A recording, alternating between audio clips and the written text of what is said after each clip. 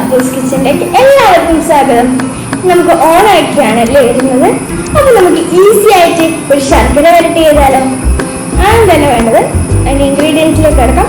ശർക്കര വരട്ടിയിലെ കായ് എങ്ങനെ കട്ട് ചെയ്യേണ്ടത് ഞാൻ പറഞ്ഞ് ലാഗ് എടുപ്പിക്കുന്നില്ല, നിങ്ങൾക്ക് എല്ലാവർക്കും അറിയാമെന്ന് കരുതുന്നു. ഇങ്ങനെയാണ് ഒന്ന് കാണിച്ചേക്കാം. പിന്നെ വേണ്ടത് ഉപ്പ് വേണം, മഞ്ഞൾപ്പൊടി, ജീരകം, ശർക്കര, കുരുമുളക് പൊടി, നെയ്യ്, അരിപ്പൊടി ആണ് വേണ്ടത്. ഇനി നമുക്ക് ശർക്കര ഒഴിക്കുക വെക്കാം. അതിനുള്ള ആവശ്യത്തിന് വെള്ളം ഒഴിച്ചു നമുക്ക് കുറച്ച് വെള്ളം നമുക്ക് എന്തായാലും വറ്റിക്കും നമ്മൾ ലാസ്റ്റ്. പിന്നെ ആവശ്യത്തിന് വേണ്ടി 2 ആണി മാത്രം മതിയെ. ഇത് ഉയരുമ്പോഴേക്കും നമുക്ക് എന്താക്കാം, കായ് നമുക്കൊന്ന് ഫ്രൈ ചെയ്യാം. ഇനി നമുക്ക് നമ്മുടെ കായ് വറുക്കാം.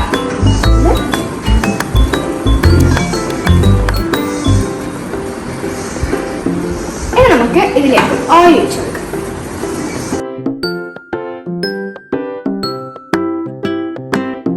ഇനി നമുക്ക് ജീരകം ഒന്ന് വറുക്കുന്നവരാണെങ്കിൽ ആ പൊടി യൂസ് ചെയ്താൽ മതിയോ? ഇത്ര മതിയോ? വേഗം വറുത്തെടുത്ത് ഞാൻ ഹൈയിലിടുന്നുണ്ട്. നിങ്ങൾ ചെയ്യുമ്പോൾ ഒരു മീഡിയത്തിലിട്ടാൽ മതി, അല്ലെങ്കിൽ വേഗം കഴിക്കും. ഇപ്പം നമ്മുടെ ജീരകം റെഡി ആയിക്കണ്ടേ. ഇനി നമുക്ക് ഇത് മാറ്റാം.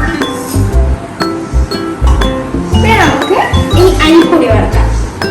ഏകദേശം ഞാനിപ്പോൾ 2 കായാണ് എടുത്തിട്ടുള്ളത്. അപ്പോൾ ഏകദേശം 5 സ്പൂൺ അരിപ്പൊടി വേണം. വറുത്ത അരിപ്പൊടി ആണെങ്കിൽ നിങ്ങൾ വറുക്കേണ്ട ആവശ്യമില്ല. ഇനി നമുക്കൊരു ചൂടാവുന്നവരെ ആ പൊടി ഒന്ന് വറുത്തെടുക്കാം. ഇത്രേ ആവശ്യമുള്ളൂ. നമുക്ക് ഓഫ് ചെയ്യാം. ഇനി നമുക്ക് നമ്മുടെ എണ്ണ ചൂടായിട്ടുണ്ട്.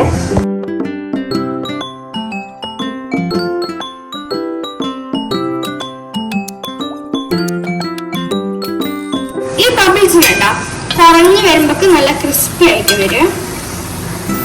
അത് ഫ്രൈങ് ഓൾമോസ്റ്റ് എല്ലാ ഫ്രൈങ്ങിലും അത് കാണാൻ പറ്റും. ഇനി നമുക്ക് ഈ നമ്മൾ വറുത്ത് വെച്ച ജീരകം ഒന്ന് പൊടിക്കാം.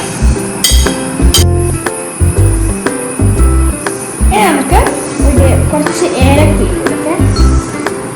ഒരു 6 ഏലക്ക,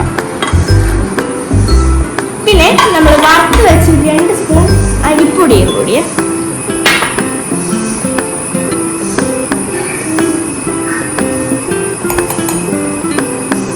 വേണമെങ്കിൽ നിങ്ങൾക്ക് ചുക്ക് ഇട്ട് കൊടുക്കാം. ഇനി കുറച്ച് കുരുമുളക് പൊടി.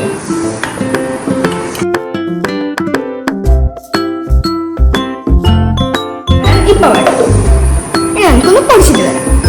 ഇതാ കണ്ടോ, നല്ല കിളി കിളി സൗണ്ട് വരുന്നുണ്ട്. ഇനി നമുക്ക് എടുക്കാം.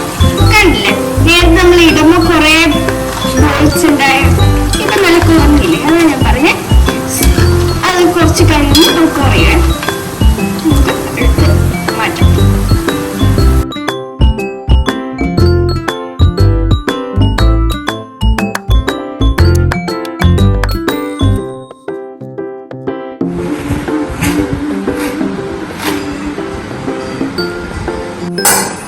വെള്ളം നമ്മൾ നേരത്തെ ഒഴുക്കി വെച്ചത്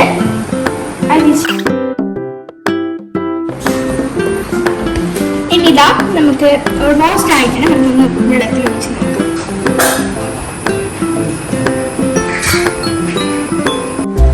ഇനി നമുക്കിതാ ഇങ്ങനെ ഉരുട്ടിയെടുക്കാൻ പറ്റുന്ന പാകമാകുമ്പോൾ ഇതിലേക്ക് നമുക്ക് നമ്മൾ വറുത്ത് വെച്ച് ഇടാം.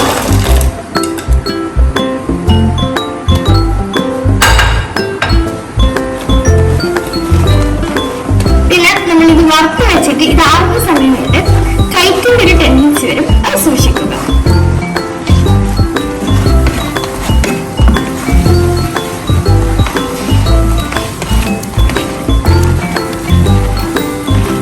ഇനി നമുക്ക് ഇത്തിരി പൊടി നെയ്യ് വെച്ച് കൊടുക്കാം.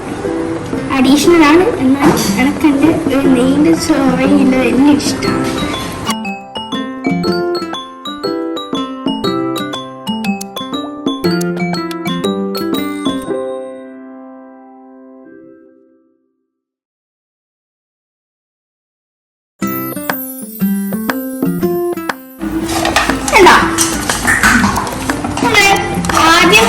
ഇങ്ങനെ കുരുത്തക്കേട് കളിച്ചാലും ലാസ്റ്റ് ചൂടായി വെച്ചിട്ട് നമ്മൾ തീ ഓഫ് ചെയ്ത് കൈവിടാതെ അരിപ്പൊടി കുറച്ച് കുറച്ചിട്ടിട്ട് ആക്കിയെടുക്കുന്നതാണ് ഇങ്ങനെ.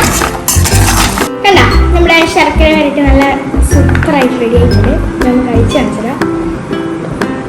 പുറത്ത് ഇപ്പൊ കുറച്ച് സോഫ്റ്റ് ആയിരിക്കും, ആയിട്ട് ഇപ്പം 2 മിനിറ്റ് വരെ ആയിട്ടുള്ളൂ. കുറച്ച് കഴിയുമ്പോൾ നല്ല ക്രിസ്പി ഉള്ളു സോഫ്റ്റ് ആയിരിക്കും. പിന്നെ ഇത് കണ്ട, ആദ്യം നമ്മൾ നല്ല വൃത്തിയിൽ കട്ട് ചെയ്താലും ലാസ്റ്റ് കോലം മാറും. അതുകൊണ്ട് നമ്മൾ അധികം വൃത്തിക്ക് കട്ട് ചെയ്ത് സമയം കളയണ്ട എന്നാണ് എൻ്റെ അഭിപ്രായം.